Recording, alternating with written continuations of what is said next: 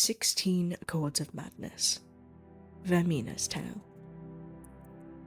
Darius Sheogorath found himself running as fast as he could. He had no idea what he was running from or towards, but he didn't care. The desire saturated his mind. There was nothing in the world except flight. He looked around for landmarks, anything to place himself or to use as a target, but to no avail. The featureless grasslands through which he was sprinting extended as far as the eye could see. Just have to keep running, he thought to himself. I have to run as fast as I can. On and on he ran with no end in sight or in mind. Standing over Darius Sheogorath, while he lay quietly in his bed, were his mistress, Vaermina the Dreamweaver, and the mad god Sheogorath. Vaermina looked down with pride at this disciple of hers, and was boastful of her little jewel. Such potential in this one. Through dreams of inspiration, I have nurtured literary talent into fruition, and now he stands in acclaim as an emerging bard and poet. He will gain much favour before I tire of him. Sheogorath, too, gazed at the young Breton artist and saw that he was indeed famous among the mortals. Mused Sheogorath, but how many are there who hate this mortal whom you have built? It is the hatred of the mortals which confirms greatness, and not their love. Surely you can accomplish this as well. Vaermina's eyes narrowed. Yes, the mortals are indeed often foolish and petty, and it is true that many of their most bold have been despised. Do not worry, mad one, for I have the power to achieve many forms of greatness with this one, hatred among them. Perhaps, Dreamweaver, it would be amusing to show who has this power. Inspire foolish, arrogant hatred of this mortal for 10 years, and then I will do the same. We shall see whose talents are most efficient, free of aid or interference from any of the Daedra. At this, she relaxed into confident pleasure.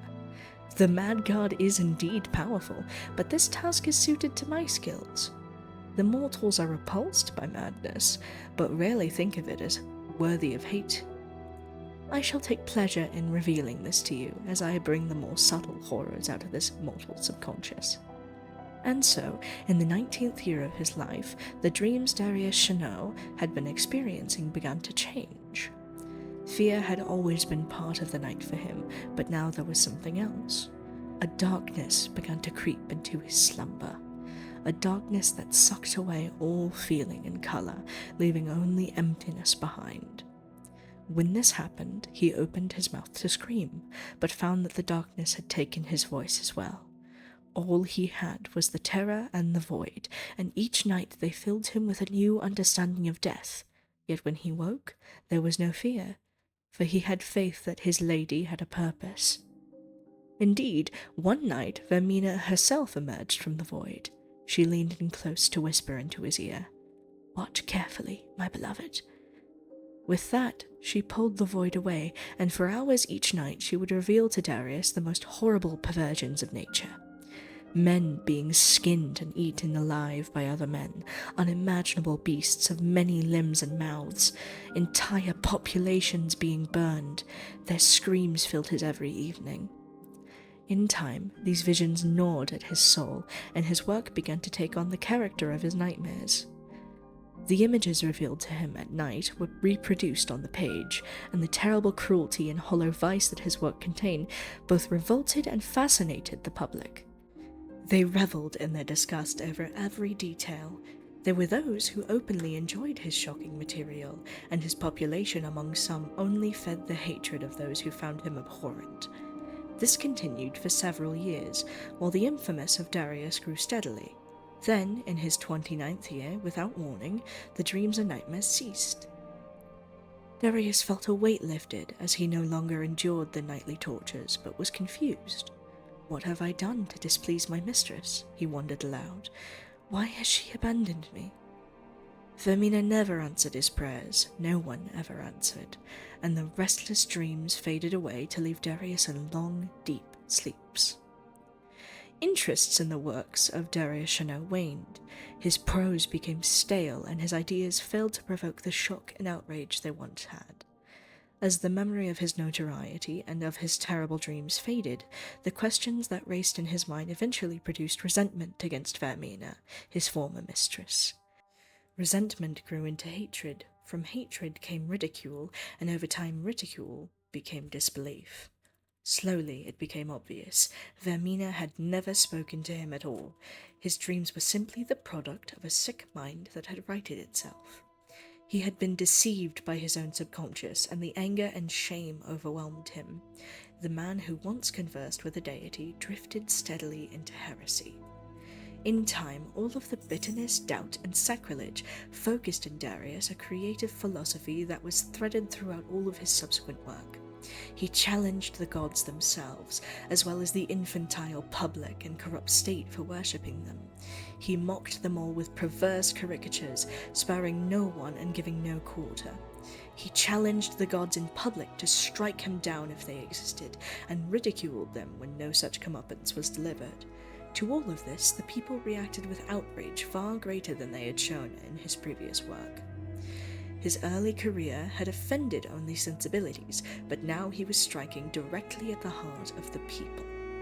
His body of work grew in size and intensity. Temples, nobles, and commoners were all the targets of his scorn. Finally, at age 39, Darius wrote a piece entitled The Noblest Fool, ridiculing the Emperor god Tiber Septim for integrating into the pathetic Nine Divines cult. The local king of Dania, who had been humiliated by this upstart in the past, saw his chance. For his sacrilege against the empire, Darius Sheogorath was executed with a ceremonial blade in front of a cheering crowd of hundreds. His last bitter words were gurgled in a mouthful of his own blood. 20 years after their wager was first placed, Vaermina and Sheogorath met over Darius Sheogorath's headless corpse. The Dreamweaver had been eager for this meeting. She had been waiting for years to confront the dead prince over his lack of action.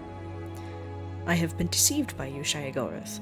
I performed my half of the bargain, but during your 10 years you never contacted the Morgul once.